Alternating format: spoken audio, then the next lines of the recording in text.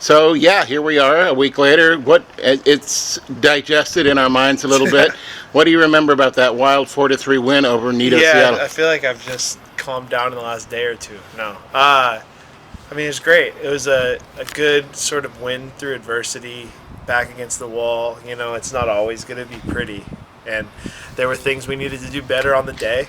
We've worked on those. I think we conceded 3 goals, and at least 2 of them really shouldn't have been conceded. So to go into the next game on Sunday a couple of days ago and get a clean sheet was showing us progressing in the right direction at the right time. Now we can really take this week and shift the focus to the postseason. So Friday night, down at Washington Premier Athletic Complex, which Yeah. we are very familiar with, we are back again, and we're in the semifinals again. And once again, the team we're playing is Crossfire. What are your thoughts going into that? Yeah, I mean, last year it was a tough task. I think this year it's just as tough of a task. And we won last year, but I think you could argue the better team maybe didn't pull it out as far as who controlled the game for the most part. So I think we're playing better this year. I think that's obvious to everybody. But what we can work on this week to really be prepared to take it to them and to really try to make it our sort of game. We know what we're stepping into as far as clubs in Washington go. That's the mountaintop, you know what I mean? And everybody knows that, and we know their resources and their players, like their list of players, their roster, their depth, their coaching. Everything's really top level. So we know it's going to be a tough test, but I can't help but feel good about where we're at and the things we've been doing as a club, but also on the field as a team and in training and the progressions we've made and the sort of goals that we've set out for ourselves as a club. We've been accomplishing them. So, you know, it's just about keeping the head focused and really getting into the week the right way.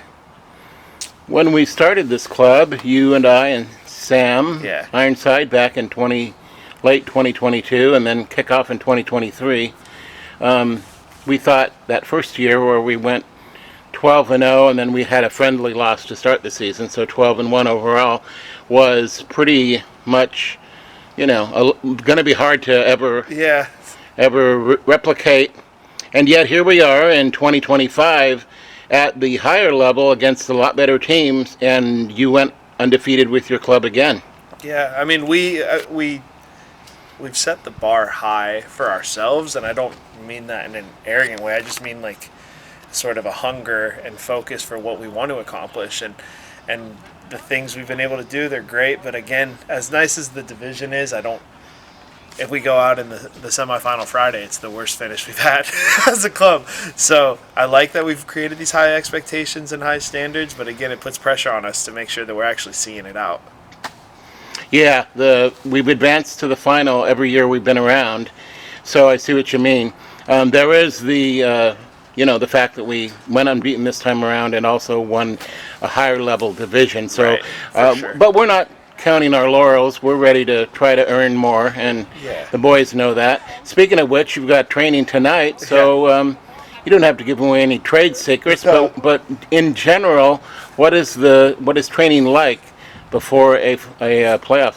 Well, I think today, I mean, we'll train a couple times before the game Friday, but today especially we've kind of circled as the day to push some more intense things within training and actually be a little more tactical in what we want to do. And then Thursday will be a bit of a lighter session and set pieces and preparation on specific details. But today we can actually push the boys a bit more because we still have a few days to sort of recover.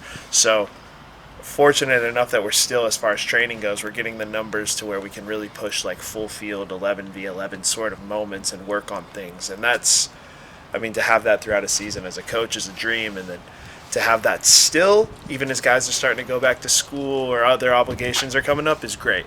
And so what we can do is we can really focus on the things that we want to work on specific to this weekend today and push, and then Thursday kind of wrap that up.